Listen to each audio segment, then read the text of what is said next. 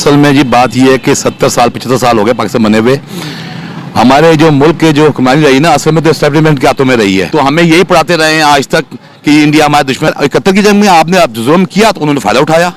आपने जुल्म किया उस वक्त, चूंकि ये सोशल मीडिया नहीं था, अखबार में पाबंदी थी, तो जो वो कहते थे हम मानते थे। जो कहते थे हम मानते अभी थे, हम ये कहते थे इंडिया की इन्वॉल्वमेंट है, हम कहते थे हाँ हाँ इंडिया मानते। दुश्मन है। तो हम सादे लोग हैं वहां में ना, लेकिन अब वो बेवकूफ बनाना मुश्किल हो गया है। हाँ, जबरदस्त। ठीक है ना। पहली बात तो ये है कि पाकिस्तान इकोनॉमिकली बहुत कमज़ोर मुल्क है और उसकी बुनियादी वजह ये है कि यहाँ पे जमहूरियत को पनपने फलने फूलने का मौका मैसर नहीं है। दूसरी बात ये है कि जो हमारी एस्टेब्लिशमेंट है वो हमेशा अपनी मर्जी के नतायज चाहती है और अफसोस के साथ कहना पड़ता है कि उसने करप्ट लोगों की या करप्ट सियासतदानों की हमेशा हमायत की है। ठीक है। और वो इलेक्शन में मुख्तलिफ तरीकों से लोगों को हराने का काम भी अंजाम देती रही। इसमें कोई शक नहीं है, सब जानते हैं। इंडिया की अगर बात करें, जो कि हमारा नेबर कंट्री है, इकॉनमी के हवाले से दुनिया का 5वां बड़ा कंट्री बन चुका है और आए दिन वो टेक्नोलॉजी में कोई ना कोई डेवलपमेंट करता है। अभी उन्होंने एक मिसाइल लॉन्च किया है बरमूस के नाम से, 400 किलोमीटर उसकी रेंज है। हमें हमेशा ये कहा जाता रहा कि इंडिया में घुस के मारेंगे, इंडिया को ये कर देंगे वो कर देंगे। जैसे वो टेक्नोलॉजी में ग्रो कर रहा है, जैसे वो इकोनॉमी में ग्रो कर रहा है, क्या जो हमारी स्टेटमेंट है वो एक मजाक नहीं बन के रह जाएंगी? रियलिटीज ऐसा ही है जैसे आप कह रहे हैं। वो इंडिया हमें यानी यहाँ की आवाम को समझते हैं सर, और कश्मीर की आवाम को समझते हैं, इसलिए वो और ख़ुसूसन बलोचियों का जो है ना, ठीक है, उनको इंडिया की आवाम समझते हैं। अच्छा अच्छा अच्छा, आपका कहने का मतलब है वो जो कहते हैं हम इंडिया को घुस के मारेंगे, वो हमें इंडिया की बात आज तक हमें ही मारा है सर। किसी से बात मुझे मरवा तो नहीं देंगे। मरवा क्यों? आपने कुछ गलत बोला है, कुछ झूठ बोला है। इंडिया ने रिसेंटली एक मिसाइल लॉन्च किया है जिसका नाम है बरमूस मिसाइल, 400 किलोमीटर उसकी रेंज है। अगर बात करें टेक्नोलॉजी की, मिसाइल टेक्नोलॉजी की या इकोनॉमी की, दोनों में इंडिया बहुत तेजी से ग्रो कर रहा है। लेकिन पाकिस्तान में आज भी ये नजरिया दिया जाता है इंडिया को हम घुस के मारेंगे, इंडिया को हम ये करेंगे। क्या लगता है कि जैसे उसकी इकोनॉमी ग्रो कर रही है, जैसे उनका टेक्नोलॉजी ग्रो कर रहा है, टेक्नोलॉजी में वो ग्रो कर रहे हैं, हमें अब सोच बदलनी चाहिए या नहीं? असल में जी बात यह है कि 70 साल 75 साल हो गए पाकिस्तान बने हुए। हमारे जो मुल्क के जो हुक्मरानी रही ना, असल में तो एस्टेब्लिशमेंट के हाथों में रही है। ठीक है। तो उन्होंने इस कार्ड को खेला हुआ है कि इंडिया के साथ चूंकि जंग करनी है, हमने उनको मारना है। ठीक है। तो हमें यही पढ़ाते रहे हैं आज तक कि इंडिया हमारा दुश्मन। बांग्लादेश क्यों हुआ अलग? इसी वजह से हुआ ना कि बांग्लादेश को उनके हकूक नहीं दिए गए। ठीक है। इंडिया की तो आप आईटी संभाल लें कि वो तो पता नहीं अपने मुल्क का जो उनके जन्म मुबादला है वो तो कई गुना आईटी से कमाते हैं। हम तो उसमें मुकाबले में सिफर है। बिल्कुल यही तो बात कर रहा हूँ ना सर, आप शायद मेरी बात नहीं समझ रहे कि हम आज तक यही कहते हैं कि जी उन्हें ये कर देंगे, कहते रहे हैं, गलत कहते रहे ना, गलत कहते रहे हैं, बिल्कुल गलत कहते हैं। हम ड्रामे बनाते हैं, हम ड्रामों में जाके उनको घुस के मारते हैं, बस ड्रामों में और फिल्म ड्रामों में मारते हैं। 71 की जंग देखने, 65 की जंग देखने, 65 की जंग शुरू जब हुई थी, ठीक है, उन्होंने रात को हमला किया था, लेकिन उसके बैकग्राउंड देखे ना पीछे जाके, तारीख पढ़े सही, हमें बताया जाता रहा कि मुजीबुर रहमान जो है ना वो गद्दार था। गद्दार नहीं था वो मेजॉरिटी थी, जीता तो उसको आप हुकूमत दें। आपने नहीं दिया, आप तो बंगाली को समझते नहीं थे। ठीक है। दूसरे नंबर पे रात को हमला करें या दिन में हमला करें, जंग के अंदर ये कोई कहीं पे लिखा हुआ है कि सिर्फ दिन में हमला करना है? बात असल में ये है कि जो 65 की जंग हुई थी ना, उसके पीछे तो आप सितंबर से पीछे भी तो चले जाए ना। तो क्या आप 71 की जंग की बात कर रहे हैं? नहीं 65 की जंग। अच्छा, 65 उसमें भी तो पीछे आप क्या करते रहे ना। मैं ये नहीं कह रहा 71 की जंग में आपने जुल्म किया तो उन्होंने फायदा उठाया। आपने जुल्म किया उस वक्त, चूंकि ये सोशल मीडिया नहीं था, अखबार में पाबंदी थी, तो जो वो कहते थे हम मानते थे। जो कहते थे हम मानते थे, हम ये कहते थे इंडिया की इन्वॉल्वमेंट है, हम कहते थे हाँ हाँ इंडिया मानते। दुश्मन है। तो हम सादे लोग हैं वहां में ना, लेकिन अब वो बेवकूफ बनाना मुश्किल हो गया है। हाँ, जबरदस्त। ठीक है ना। अब आप अपनी टेक्नोलॉजी को बेहतर करेंगे तो दुनिया में कहीं भी फतह कर सकेंगे। इकोनॉमी को बेहतर बिल्कुल। इकोनॉमी किस तरह बेहतर होगी? आपकी सियासत जब मुस्तहकम होगी, जब आपके जुमहूरी अदारे काम करेंगे। जुमहूरी अदारे किसी काम को छोड़ा नहीं। आप अदालती निज़ाम को देख लें, हमारे इंसाफ मिल नहीं रहा, कहीं भी कुछ कर लें। आप देख लें इमरान खान की FIR दर्ज नहीं हुई, सेनेटर आदम सबाती साफियों के साथ क्या हो रहा है, सहाफियों के साथ क्या हो रहा है, नाखून उतारे जा रहे हैं, मारा जा रहा है। इसलिए आप देख लें कि जब तक शफाफ इलेक्शन नहीं होंगे तब तक मामला सही नहीं होगा। अच्छा, मुझे ये बताएं, अगर इंडिया वाले आए दिन मिसाइल लॉन्च कर रहे हैं, बड़े बड़े मतलब वो अपने टेक्नोलॉजी के हवाले से डेवलपमेंट की तरफ जा रहे हैं, बड़े बड़े प्रोजेक्ट्स कर रहे हैं, इकोनॉमी उनकी दुनिया की 5वीं बन चुकी है और अब कहने में आ रहा है कि शायद आने वाले कुछ सालों में दुनिया की 3री बड़ी इकोनॉमी बन जाएगी। उन्होंने कैसे बेहतरी की तरफ गए, कैसे अपने आप को डेवलप किया? सबसे बड़ी बात तो यह है कि वहां पे जो है ना, जो अवाम की राय को मुकद्दम समझा गया। गांधी ने और नेहरू ने बहुत पहले जो आमिर का रास्ता रोक दिया। ठीक है ना। वो आप किताब पढ़ें, गांधी ने किस तरह वो जो जनरल जिसका था उसको वो किया। तो हमारे यहाँ तो जमहूरी अदालतों को पनपने ही नहीं दिया गया। हर डेमोक्रेसी बात, हाँ, हर 2-4 साल के बाद जो है ना माशाल्लाह, और जो जमहूरी हुकूमतें आती भी रही उनकी दूरियां पीछे एस्टेब्लिशमेंट ही हिलाती रही है। तो जब तक आप अपनी जमहूरियत रवायात को मुस्तहकम नहीं करेंगे ना, तो उस वक्त तक आप मुल्क के आगे किसी भी मुल्क दुनिया में ना आप कामयाबी से सर्वाइव नहीं कर सकेंगे। अच्छा, एक तो हमारे यहाँ कहा जाता है नॉन पॉलिटिकल ऐसे अदारे हैं जो कि इन्वॉल्वमेंट करते हैं, लेकिन एक तबका ऐसा है जो ये कहता है कि कभी अमेरिका की इन्वॉल्वमेंट होती है, कभी किसी कंट्री की, कभी चाइना की इन्वॉल्वमेंट होती है। इंडिया में क्यों नहीं अमेरिका की इन्वॉल्वमेंट हो जाती है? इंडिया में क्यों नहीं चाइना की इन्वॉल्वमेंट ना? इसलिए ना कि जब जो अवाम की राय से जो यानी कि पाले जो नुमाइंदे आते हैं ना, तो उनको आवाम के आगे जवाबदेह होना पड़ता है।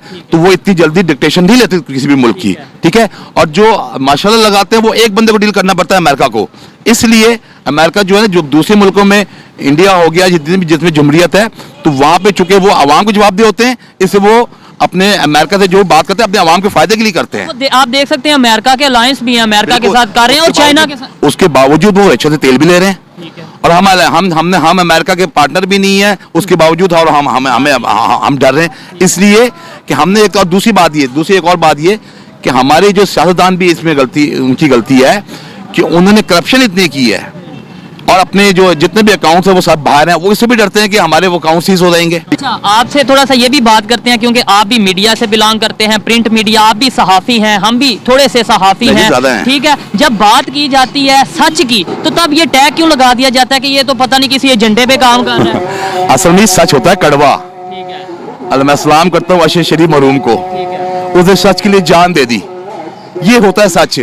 अभी गिने चुने उंगलियों में हैं जो सच बोलने वाले हैं। आप कर रहे हैं माशाल्लाह, ठीक है ना, ठीक है ना, आप कर रहे हैं, वरना तो अल्लाह माफ करे वो जिसे कहते हैं ना उर्फ़े आम में लिफाफियां, वो चारों तरफ फिर रहे हैं।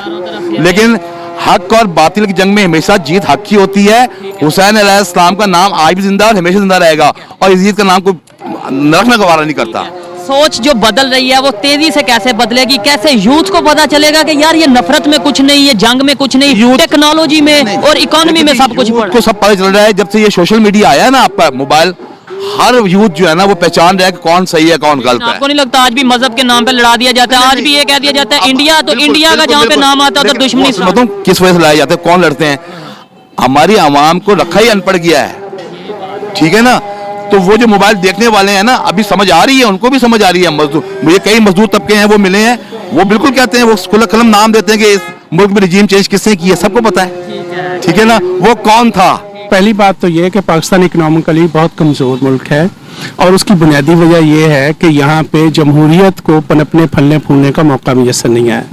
दूसरी बात यह है कि जो हमारी एस्टेब्लिशमेंट है वो हमेशा अपनी मर्जी के नताए चाहती है, और अफसोस के साथ कहना पड़ता है कि उसने करप्ट लोगों की या करप्ट सियासतदानों की हमेशा हमायत की है, ठीक है। और वो इलेक्शन में मुख्तलिफ तरीकों से लोगों को हराने का काम भी अंजाम देती रही, इसमें कोई शक नहीं है, सब जानते हैं, ठीक है। अच्छा, दूसरी बात ये कि इनकी इकोनॉमिक की खराबी की वजह ये खुद लोग हैं।